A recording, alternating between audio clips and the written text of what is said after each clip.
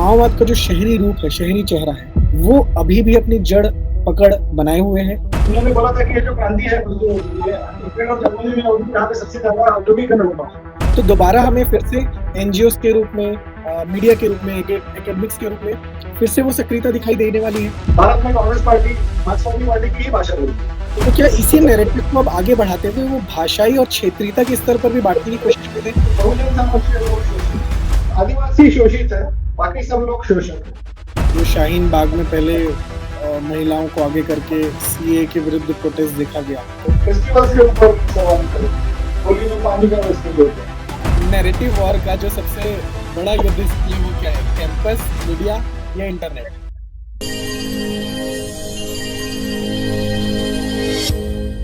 देश में एक बड़ी घोषणा हुई।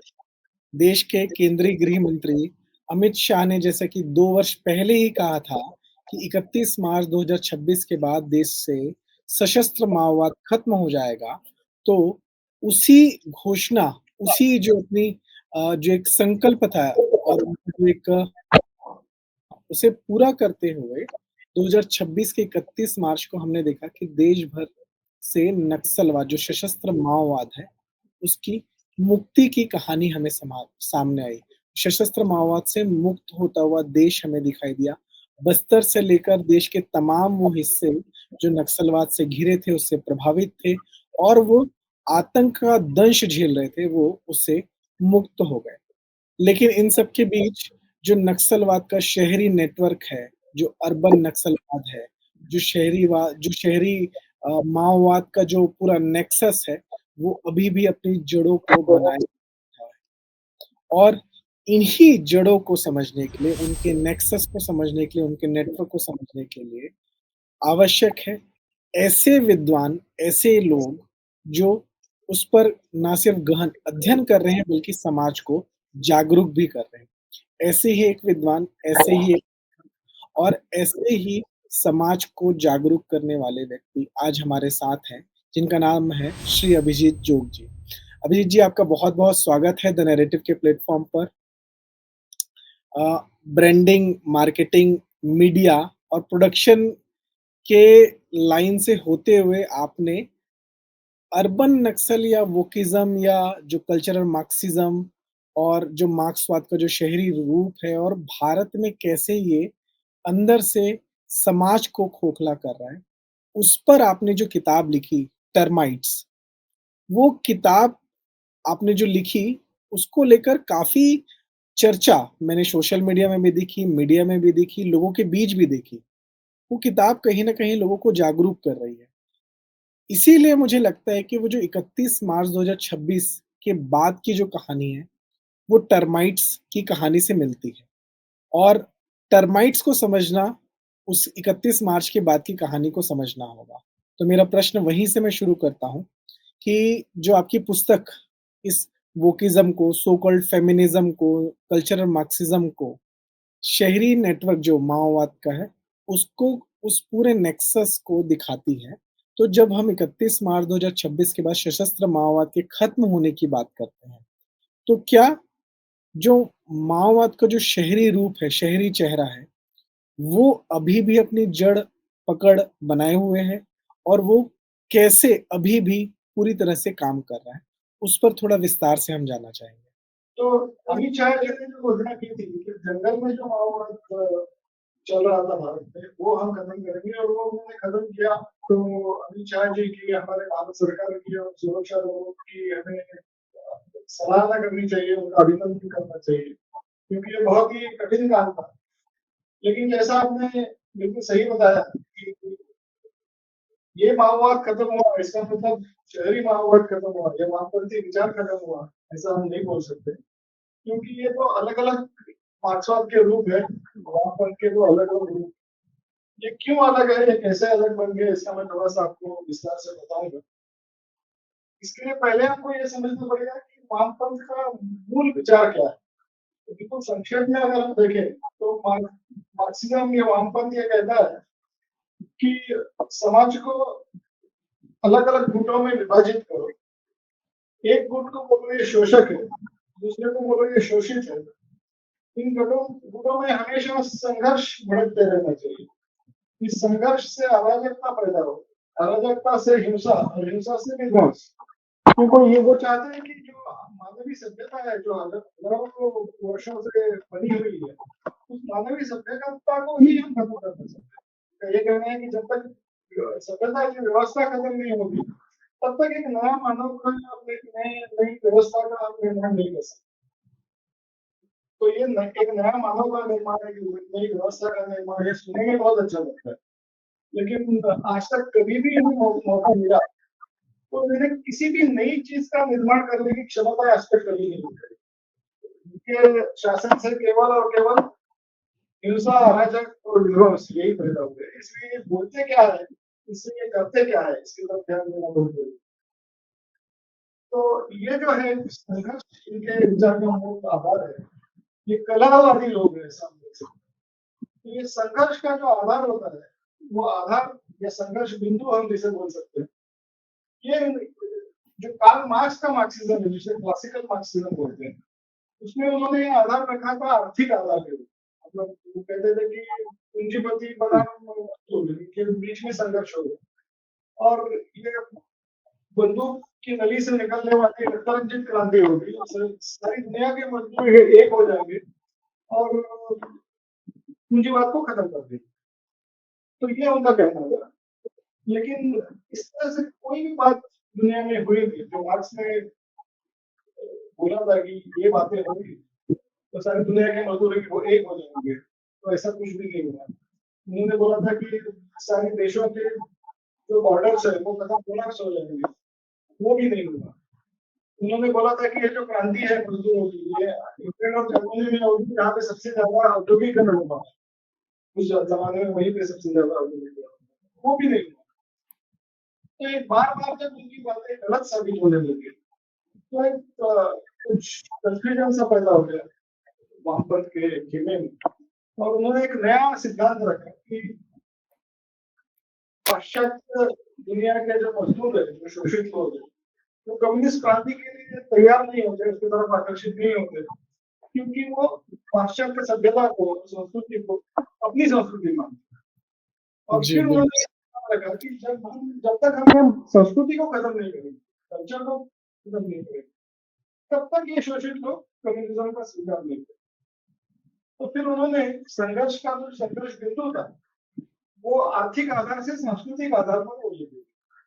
और फिर संस्कृति के जो भी पहलू होते हैं, जैसे कि वेस्टर्न कंट्रीज में रेस ये एक बहुत बड़ा पहलू है, सेक्स ये दूसरा पहलू है, भाषा ये तीसरा पहलू। तो संस्कृति के हर एक पहलू के ऊपर उन्होंने संघर्ष बढ़ाना शुरू किया। तो एक संघर्ष बिंदु की जगह कई सारे संघर्ष बिंदु बन गए।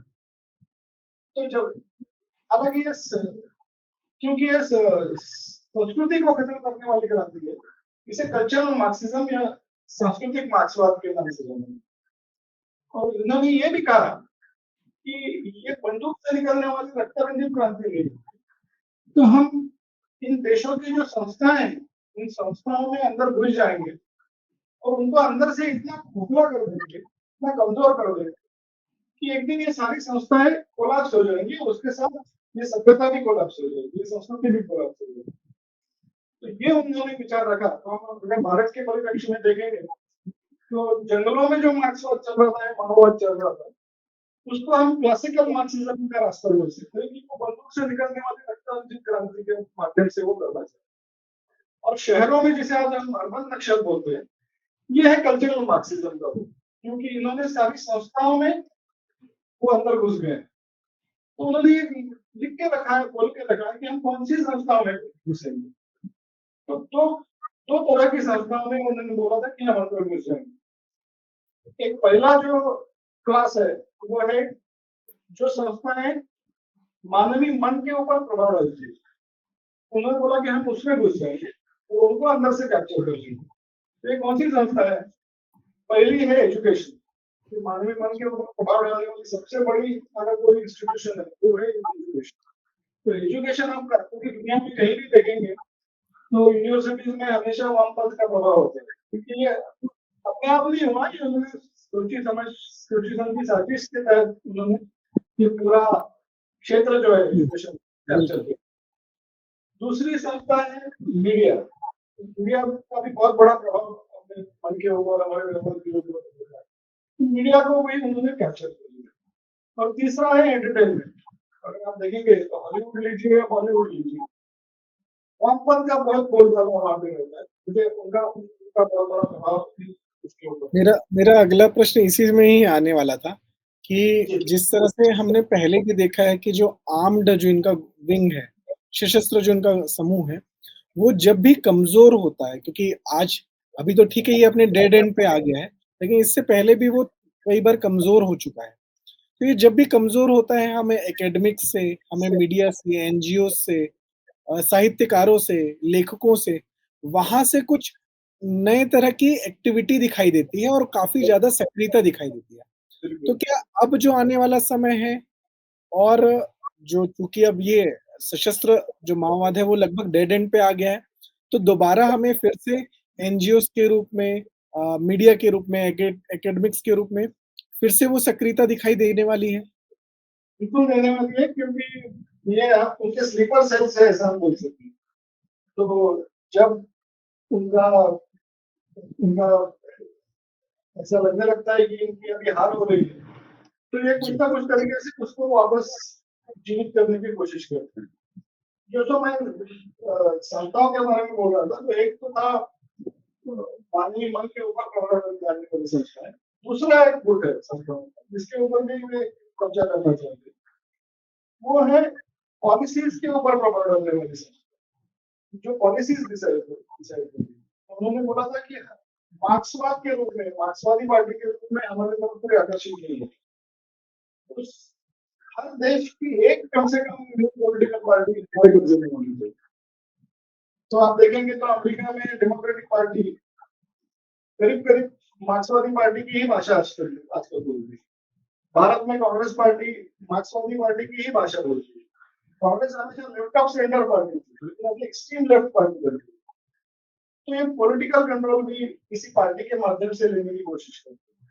अभी हम दक्षिण में देख रहे हैं कि नया सितारा तमिलनाडु में उड़ गया है। तो मुझे पूरा शक है कि वो भी एक तरह से कल्चरल मार्क्सिज्म का ही चेहरा बन के उभरने वाला है। तो देखेंगे क्या होता है, लेकिन पॉसिबिलिटी तो बहुत है। तो इस तरह से वो पॉलिटिक्स के ऊपर भी ज्यादा उतरना चाहते हैं, फिर ब्यूरोक्रेसी के ऊपर उतरते हैं। आप देखेंगे यूपीएससी ट्रेनिंग के तो कई सारे वीडियोस यूट्यूब के ऊपर जी, आपको बिल्कुल। तो मार्क्सवाद की ही भाषा, कल्चरल मार्क्सिज्म की ही भाषा वो बोल रहे हैं। और तीसरा है जुडिशियरी। जुडिशियरी में भी उन्होंने अंडर ये बोल रहे हैं, और उसको भी अंदर से उन्होंने कैप्चर कर लिया। तो इन सभी संस्थाओं के ऊपर अगर हम देखेंगे तो एक एक नाम आपको याद आएगा कि जुडिशियरी में इनके कौन प्रतिनिधि है, मीडिया में इनके कौन प्रतिनिधि है। आज भी बोल सकते हैं भारत में हमें सबको पता है ये कौन लोग है कि जो इन सब संस्थाओं में जाके अंदर घुस गए। मीडिया में, एजुकेशन में, जुडिशियरी में, ब्यूरोक्रेसी में। तो ये लोग जब तक है और इनका प्रभाव जब तक इन संस्थाओं के ऊपर जारी है, तब तक ये माओवाद पूरी तरह से खत्म हो गया, या वामपंथ या मार्क्सवाद पूरी तरह से खत्म हो गया, या कंट्रोल में भी आ गया, ऐसा नहीं बोल सकते, क्योंकि ये इतने शक्तिशाली है और नैरेटिव के ऊपर इनका इतना बहुत ज्यादा कंट्रोल है। एक नया नैरेटिव भी कभी भी शुरू कर सकते हैं और उसके माध्यम से देश का पूरा वातावरण को बदलने की भी कोशिश कर सकते हैं और एक अराजक पैदा करने की तो कोशिश जरूर करेंगे। तो किस तरह से करेंगे हमको इसके ऊपर ध्यान रखना होगा, वॉच रखना होगा। हमें कभी भी ये सोचना नहीं चाहिए कि दंगल के माओवादी खत्म हो गए मतलब ये पूरा माओवाद खत्म हो गया, ऐसा नहीं हो सकता है। कल्चरल मार्क्सिज्म, अर्बन नक्सल्स जब तक है तब तक ये खत्म नहीं होगा। आप अपनी पुस्तक में लिखते हैं कि जो वोकिज़्म है, वो वामपंथी वैचारिकी के बीच इनके बीच में पूरी तरह से एक लिंकेज है, कुछ ये अलग नहीं है, ये उसका ही दूसरा स्वरूप है। तो क्या अगर हम भारत को देखें, भारत की आज वर्तमान स्थिति को देखें, तो भारत में भी क्या जो लेफ्ट लिबरल्स हैं, सो कॉल्ड जो ये लेफ्ट ग्रुप है, इन्होंने वोकिज़्म जो कल्चर है, उसको भारत में भी लागू कर दिया है, इम्प्लांट कर दिया है या अभी भी भारत इससे बचा हुआ है? आप वर्तमान स्थिति में क्या देखते हैं? अभी मैं तो ऐसा बोलूंगा कि अमेरिका तो अभी पूरा खत्म हो गया, मतलब कोलैप्स होने के लेवल पे वो पूरी उनका सिविलाइजेशन, उनका कल्चर करीब करीब खत्म हो गया। भारत अभी पूरी तरह से खत्म हो गया ऐसा मैं नहीं बोलूंगा। तो मैं ये कह रहा था कि अमेरिका तो करीब करीब खत्म हो गया है, वेस्टर्न सिविलाइजेशन कोलैप्स होने के यही कगार पे है। भारत उस रास्ते पे है समय पे, थोड़ा समय हमारे पास है, हमको बस हमें एक यूटिलाइजेशन करके हमको ये जो बॉस की तरफ हमें खींचा जा रहा है उसको रोकना पड़ेगा, क्योंकि जैसा मैंने बताया कि ये जब संस्थाओं में घुसने की कोशिश करते हैं तो इनका अल्टीमेट उद्देश्य ये होता है, उद्देश्य ये होता है कि तीन चीजों को खत्म करना है। ये तीन चीजें कौन सी है? एक है इंस्टीट्यूशन ऑफ फैमिली, तो परिवार व्यवस्था को इनको खत्म करना, क्योंकि परिवार से ही संस्कार मिलते हैं और संस्कारों से ही संस्कृति बनती है। तो अगर इनको संस्कृति को खत्म करना है तो इनको परिवार व्यवस्था को खत्म करना है। दूसरा है धर्म संस्था, रिलीजन की जो इंस्टीट्यूशन है उसको इन्हें खत्म करना है। और तीसरा है देश प्रेम, देश प्रेम की जो भावना है इसे इन्हें खत्म करना है। जैसे मैंने कहा कि सारे देशों की बाउंड्रीज खत्म होनी चाहिए और सारे देशों के शोषित लोग एक होने चाहिए, ये इनका उद्देश्य है। तो देश प्रेम जब तक रहेगा तब तक राष्ट्रवाद बना रहेगा, राष्ट्रवाद बना रहेगा तो देशों का अस्तित्व बना रहेगा, इसको उसको भी खत्म करना चाहिए। तो आप अगर देखेंगे तो इस उद्देश्य की तरफ भारत में किस तरह से वो प्रोग्रेस कर रहे हैं। तो परिवार व्यवस्था को खत्म करने के लिए एक हम जैसा बोलते हैं कि हमारी परंपराएं जो है जिनके आधार पर परिवार बना जाता है, बड़े लोगों का आदर करना है, ये जो हमारी संस्कृति है उसको खत्म करने की कोशिश करती है। वो पूरे विवाह विवाह के इंस्टीट्यूशन पर ही वो उंगली उठाने शुरू हुई। पहले तो विवाह के ऊपर करते हैं कि विवाह की इंस्टीट्यूशन ही खत्म होनी चाहिए। People should have free relations with each other. जी, और थोड़ा आर्थिक रूप से भी थोड़ा-सा भावना देने के लिए आजकल नया शब्द चला रहे हैं वो DINK, dual income no kids. Double income no kids. जी, बिल्कुल। घातक विचार है, क्योंकि अगर विवाह संस्था खत्म होगी तो परिवार व्यवस्था खत्म होगी और परिवार व्यवस्था खत्म होगी तो संस्कार खत्म होगी, संस्कार खत्म होगी तो संस्कृति खत्म होगी। और यही वो लोग चाहते हैं और इस तरफ वो भारत को भी अभी लेके जा रहे हैं और इसीलिए हमें सजग रहना बहुत जरूरी है। ये जो इनका जो ये ऑपरेशर वर्सेस ऑप्रेस्ड ये जो नैरेटिव चलता है, ये भारत में भी इन्होंने बहुत लंबे समय तक चलाया और काफ़ी ज़्यादा एक्सप्लॉइट किया इस नैरेटिव को भुनाते हुए। तो क्या इसी नैरेटिव को अब आगे बढ़ाते हुए वो भाषाई और क्षेत्रीयता के स्तर पर भी बाँटने की कोशिश कर रहे हैं? क्या ये भी इसका ही पार्ट है? बिल्कुल 100% इसका पार्ट है। वो भारत में एक दूसरा इनका जो काम है वो आधा काम तो ब्रिटिशों ने पहले ही कर दिया। तो कई सारे उन्होंने संघर्ष बिंदु पहले खड़े किए, जैसा आर्यन इन्वेजन थ्योरी बोलते हैं, सरासर गलत सिद्धांत जो ब्रिटिशों ने रखा कि संस्कृत भाषा और वैदिक साहित्य का निर्माण जो है वो पश्चिम से आने वाले गोरे लोगों ने किया, जो आर्य लोग थे जो पश्चिम से भारत में आए और भारत में जो द्रविडियन सभ्यता थी उसको उन्होंने खत्म कर दिया, उनको दक्षिण की तरफ धकेल दिया और उत्तर भारत में उन्होंने अपनी वैदिक संस्कृति की स्थापना की। तो ये सरासर गलत थ्योरी है, इसके लिए एक भी प्रमाण नहीं है। उल्टा भारत से आर्य लोग बाहर की तरफ गए, पश्चिम की तरफ गए, इसके लिए बहुत सारे प्रमाण मौजूद है। तो ये आर्यन इन्वेजन थ्योरी को AIT बोलते हैं, जबकि आउट ऑफ इंडिया थ्योरी जिसे OIT बोला जाता है उसके लिए कई सारे प्रमाण। तो ये आर्यन इन्वेजन थ्योरी के आधार पर वो ये बोलते हैं कि उत्तर भारतीय जो लोग हैं वो शोषक है, दक्षिण भारतीय लोग हैं वो शोषित है, हिंदी बोलने वाले शोषक है, तमिल और बाकी साउथ इंडियन भाषाएं बोलने वाले शोषित, उच्च जाति वाले लोग शोषक है, बाकी बहुजन समाज के लोग शोषित, आदिवासी शोषित है, बाकी सब लोग शोषक है। तो इस तरह से वो अलग अलग बिंदुओं के ऊपर देश को विभाजित करना चाहिए। और जो ब्रिटिशों ने शुरू किया वो और बड़े लेवल पे ये वामपंथ बाकी उनकी जो सारी इकोसिस्टम है वो उसको बड़े लेवल पे लेके जाती है। तो इसके खिलाफ भी हमें जागरूक रहना, सजग रहना बहुत जरूरी है, क्योंकि हमारे देश में कई सारे संघर्ष बिंदु पहले से मौजूद है। जी, तो इनका काम काफी आसान हो गया है और ये जी। और सब इसको बढ़ावा भी दे रहे हैं और नए संघर्ष बिंदु भी दे रहे हैं। ये फ़ॉल्ट लाइन को एक्सप्लॉइट कर रहे हैं। बिल्कुल। जी। पिछले 5-6 सालों में हमने देखा कि देश में अलग-अलग प्रकार के आंदोलन हुए, अलग-अलग एजेंडा को लेके। वो शाहीन बाग में पहले महिलाओं को आगे करके सीएए के विरुद्ध प्रोटेस्ट देखा गया, किसान आंदोलन देखा गया, उसके बाद फिर छात्रों के कई आंदोलन हमने देखे और अभी हाल ही में नोएडा एनसीआर का जो हिस्सा है दिल्ली एनसीआर का, वहाँ पे मेड प्रोटेस्ट और यूनियन का जो ट्रेड यूनियन है उनका प्रोटेस्ट देखा गया।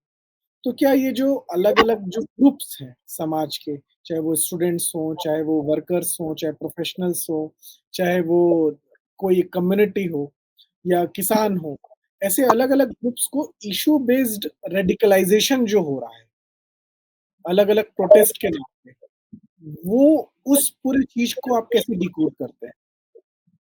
इसमें ये इश्यू ऐसा है कि चुनाव के माध्यम से इन्हें सक्सेस नहीं मिल रहा। लगता है कि हम चुनाव तो जीत नहीं सकते। तो जो कॉन्स्टिट्यूशनल मेथड है पावर को हासिल करने की, उसमें इन्हें बार-बार पराजय का सामना करना पड़ता है। तो इन्होंने एक नई कंसेप्ट अभी सामने रखी है। इसको ये बोलते हैं अल्टरनेटिव पॉलिटिक्स। तो जी, हम चुनाव के माध्यम से जाएँगे। तो चुनाव जो कॉन्स्टिट्यूशनल मेथड है, कॉन्स्टिट्यूशनल रास्ते हैं, उनसे हम जाएँगे। हम एक अलग तरह का राजकारण करेंगे, राजनीति करेंगे। इसको बोलते हैं अल्टरनेटिव पॉलिटिक्स। तो उनका ये कहना है कि जो एनजीओज है, जिसमें उन्होंने एक एक्टिविस्ट करके एक नाम दिया है, एक्टिविस्ट करके एक क्लास खड़ा कर दिया है। एनजीओज है, उनके माध्यम से हम अलग-अलग इश्यूज उठाएँगे और उन इश्यूज के आधार पर हम अराजकता पैदा करने की कोशिश करें। और उसके लिए उनकी स्ट्रेटेजी ये है कि ऐसे किसी गुट को वो सामने करते हैं कि जिनके बारे में बहुत जल्दी सहानुभूति पैदा हो सके। सहानुभूति आप समझते हैं ना? जी, जी, जी, बिल्कुल। तो जैसे भारत देश में उन्होंने क्या बोला स्टूडेंट्स को सामने किया। जी, स्टूडेंट्स के बारे में समाज को बहुत जल्दी सहानुभूति की भावना होती है। नेपाल में आप देखेंगे तो जेन जी के नाम पर छोटे बच्चों को उन्होंने सामने किया। भारत में किसानों को उन्होंने आगे कर दिया। जी, तो किसानों के बारे में भी पूरे समाज में एक तरह का प्यार होता है, अपनापन होता है, सहानुभूति होती है। तो ऐसे गुटों को सामने करना और उसके पीछे अपना जो एजेंडा है उस एजेंडा को चलाने की कोशिश करना। तो उनका एजेंडा केवल और केवल यही है कि उनको अराजकता पैदा करनी है। अराजकता से उनको हिंसा बढ़नी चाहिए और हिंसा से संघर्ष होना चाहिए ताकि वो देश का जो रजीम है उसको चेंज करें, रजीम चेंज ऑपरेशन है सर उसको। तो इस तरह से ये पूरी कोशिश हो रही है और इसमें मैं तो ये कहूँगा कि अमेरिकन डीप स्टेट और कल्चर को मार्क्सिज्म दोनों हाथ में हाथ मिलाकर ये कोशिश कर रहे हैं। इसलिए बहुत ज़्यादा खतरनाक होगा कि उनकी शक्ति भी बहुत ज़्यादा बढ़ जाती है इसकी वजह से। आप जो ये पूरा नेक्सस पूरे नेटवर्क के बारे में बता रहे हैं, उससे ये समझ आ रहा है कि चुनौती बड़ी है और देश को इस चुनौती से निपटना बहुत आवश्यक है। लेकिन एक बात मेरे मन में आती है और मुझे लगता है कि मेरे जैसे कई लोगों के मन में आती होगी, कि जो जो बंदूक की लड़ाई है वो तो सुरक्षा बल जीत सकते हैं और उन्होंने जीत कर दिखा भी दिया। भारत के जंगल जो हैं वो सशस्त्र माओवाद से मुक्त हो चुके हैं। जी, ये जो वैचार की लड़ाई है, ये जो नैरेटिव की लड़ाई है, ये जो विचारधारा की लड़ाई है और इस तरह से जो इश्यू बेस्ड रेडिकलाइज़ेशन करने की लड़ाई है, ये लड़ाई कैसे लड़ी जाएगी? इसको कैसे जीता जाएगा? भारत से कैसे निपटेगा? इसका सबसे पहला जो कदम है वो है कि इसको समझना कि हो क्या रहा है। क्योंकि इनकी जो स्ट्रेटेजी है वो बहुत ही आकर्षक मुखौटों के पीछे काम करती है। जैसे ये बोलते हैं कि हम सामाजिक न्याय के लिए लड़ रहे हैं, हम महिलाओं के अधिकारों के लिए लड़ रहे हैं, हम पर्यावरण के लिए लड़ रहे हैं। तो इनका विरोध करना भी बहुत मुश्किल हो जाता है। लेकिन ये हमें समझना है कि ये जो है दिखाते हैं ये केवल मुखौटा है। इनके पीछे इनका जो चेहरा है ये केवल और केवल अराजकता का चेहरा है। ये केवल और केवल हिंसा का चेहरा है। तो अगर आप थोड़ा समय है तो मैं आपको एक समझाऊंगा कि ये किस तरह से भारत के ऊपर अटैक थे। जी, हम इस पे एक डिटेल एपिसोड एक बार ज़रूर कर लेंगे। हाँ, तो अभी जी, अभी आप ब्रीफ में अगर अभी बता सकें। तो ये इनका जो जैसा मैंने बताया कि ये कल्चर को खत्म करना चाहिए। तो जिस देश के कल्चर को खत्म करना चाहते हैं, उस देश के जो प्रमुख सांस्कृतिक धारा है, उस धारा के ऊपर वो अटक है। तो जैसे पाश्चात्य जगत में वहाँ की प्रमुख सांस्कृतिक धारा है क्रिश्चियनिटी। तो वहाँ पे ओनली क्रिश्चियनिटी के ऊपर अटक है। भारत की प्रमुख सांस्कृतिक धारा है हिंदुइज्म, हिंदू धर्म। तो भारत में तो हिंदू धर्म के ऊपर इनका पूरा अटैक फोकस कर और इसके 5 डी है। मैं आज केवल आपको नाम बताता हूँ, क्योंकि बैठ के उसके बारे में और बात करेंगे। 5 डी के माध्यम से ये करता है हिंदुइज्म को कैसे करता है। तो पहला डी है डी हिंदुआइजेशन। तो हिंदू धर्म का जो अम्ब्रेला है, उस अम्ब्रेला में से ज्यादा लोगों को उससे बाहर निकाला। जैसे बोलते हैं कि दलित हिंदू नहीं है, आदिवासी हिंदू नहीं, जी, आजकल बोलते हैं लिंगायत भी हिंदू नहीं। जी, इन गुटों को हिंदुइज्म से बाहर निकालो, ये हो गया जी, हिंदुइज्म। दूसरा होता है डिसअफेक्शन। तो हमारे लोगों को, खास करके युवा पीढ़ी को, अपने परंपराओं के बारे में, अपनी संस्कृति के बारे में, अपने धर्म के बारे में अपनापन न लगे, अफेक्शन न लगे। उनके मन में भ्रम पैदा करो, उनके मन में शंकाएं पैदा करो, प्रश्न पैदा करो। तो अपने अपने फेस्टिवल्स के ऊपर सवाल करें। होली में पानी का वेस्टेज होता है, दिवाली में आप ज्यादा खाना खाना खाते हो तो आपका वेट बढ़ जाता है, which is bad for your health. तो all sorts of confusions। ये बोलेंगे भगवान राम की पूजा हम क्यों करें, वो पैट्रियार्क करते हैं, उन्होंने माता सीता जी, का त्याग कर दिया, तो एक नया भ्रम खड़ा कर दिया। तो इस तरह से भ्रम खड़े करो और लोगों को के मन में डिसअफेक्शन पैदा करो। उन्हें अपनी आस्थाओं के बारे में, अपनी संस्कृति के बारे में अपनापन ना लगे, ये हो गया डिसअफेक्शन। तीसरा है डीरेसिनेशन, मतलब अपनी जड़ों से काट दो। जी, पूरे समाज को उसकी जड़ों से काट दो। अपनी जड़ें जो है वो हमारी संस्कृति के मिट्टी में जन्म ले रही है। तो उन्हें काटने के लिए वो बोलते हैं कि हमारी हमारी संस्कृति का मूल आधार है स्पिरिचुअलिटी या भक्ति, जैसे हम बोलते हैं। तो हर एक चीज में भक्ति क्यों होनी चाहिए, ऐसा वो प्रश्न पूछते हैं। जैसे हमारा डांस है, तो Bharatanatyam dance is full of भक्ति, कुचिपुड़ी इज फुल ऑफ भक्ति, Manipuri dance is full of भक्ति। ये बोलते जी, हैं कि नहीं, डांस शुड बी सेकुलर, उसमें भक्ति की कोई जरूरत नहीं। जी, बिल्कुल। पेड़ों से कट गए। ये बोलते हैं yoga should be secular, yoga has not nothing to do with religion. Which is completely wrong because केवल आसन और व्यायाम का मतलब योगा नहीं है। योगा एक पूरा जी, दर्शन, जो जी, हिंदू बिल दर्शन। लेकिन वो बोलते हैं कि इसे सेक्युलर बना, तो हमें हमें जड़ों से काटने की कोशिश करते हैं। फिर हो गया डिवीजन, हमें ज्यादा से ज्यादा विभाजित करो, जिसके बारे में हमने पहले ही बात की। भाषा का एक नया बखेड़ा करा गया। तो महाराष्ट्र के लोगों को बोलेगा आप हिंदी का द्वेष करो, गुजराती का द्वेष करो, जी, कर्नाटक के लोगों को बोलते हैं आप पंडित का द्वेष करो। तो भाषाओं में झगड़े लगा दो, ये एक नया डिवीजन। एंड फाइनली एक बार आप जड़ों से कट गए, आप विभाजित हो गए, तो आपको खत्म करना बहुत आसान है। तो फाइनल डी इज डिस्ट्रक्शन। तो ये 5 डी के आधार पर ये हमारे देश के ऊपर, हमारे संस्कृति के ऊपर आक्रमण कर रहे हैं। तो ये कैसे कर रहे हैं समझना, ये सबसे बड़ी इंपॉर्टेंट चीज, क्योंकि ये समझ में ही नहीं आता है। ऐसा लगता है कि ये सब अच्छी बातें चल रही है, सामाजिक न्याय, महिलाओं के अधिकार, सर्वसमावेशकता जिसे बोलते हैं, मल्टीकल्चरलिज्म। तो नए नए मुखौटे लेते हैं, उसके पीछे इनका काम होता है, लेकिन ये काम बहुत खतरनाक अंतिम राउंड 5 में आपसे एकदम रैपिड फायर क्वेश्चन चाहूँगा, जिसका आंसर एक शब्द या एक लाइन में आप जैसा देना चाहें। तो पहला प्रश्न यही है कि बंदूक ज़्यादा खतरनाक है या नैरेटिव? नैरेटिव, क्योंकि जो सामने से लड़ता है उसको उससे हम लड़ सकते हैं। जो हमारे बीच घुसकर हमें अंदर से खोखला कर रहा है, उससे लड़ना बहुत मुश्किल है। तो जंगल में जो माओवादी, एक सशस्त्र माओवादी है, वो ज़्यादा खतरनाक है जो बंदूक लेके AK-47 लेके खड़ा है, या शहर में जो एक माओइस्ट आइडियोलॉग है, जो उसका वैचारिक प्रोपेगेंडा फैला रहा है वो? अर्बन नक्सल जो शहर में रह के हमें गलत चीजें सिखा रहे हैं, वो कई ज्यादा खतरनाक है। अ, बहुत कंपैरिजन भी नहीं कर सकते। क्या बोलते एक्टिविज्म और सबवर्जन दोनों को अगर एक लाइन में आप समझाएँ तो? हैं? एक्टिविज्म का मतलब है कि जैसे मैंने बताया कि इश्यूज लेके तो इश्यूज के ऊपर आप मूवमेंट शुरू करो। तो जैसे women's rights can be one issue. On which there are certain women activists जो उसके लिए काम कर रहे हैं। बट ये बात करते हैं महिलाओं के अधिकार की, लेकिन उनकी इच्छा ये होती है, इनका उद्देश्य ये होता है कि कुटुंब संस्था परिवार संस्था को खत्म। तो महिलाओं को ये बताते हैं कि जब तक आप परिवार में रहेंगी तब तक आपको आपका राइट आपके राइट्स नहीं मिलेंगे।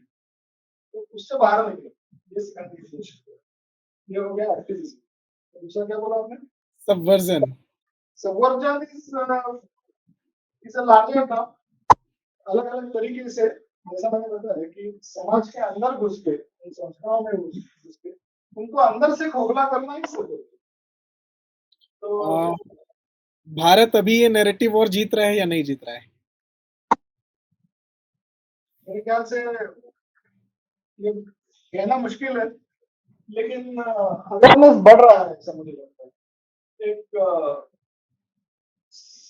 अपनी जड़ों से जुड़ने की इच्छा जो है वो बढ़ रही है, ये बहुत अच्छी बात है। क्योंकि हमारी जड़ों से काटना ये उनकी सबसे बड़ी स्ट्रेटेजी है। और समाज का एक बहुत बड़ा वर्ग है जो आज चाहता है कि हम हमारी जड़ों से जुड़े।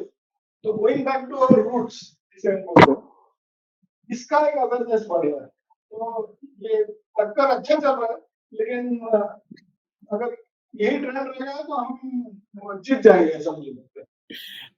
नैरेटिव वॉर का जो सबसे बड़ा युद्ध स्थल है वो क्या है? कैंपस, मीडिया या internet? I think look at it reach wise internet is the biggest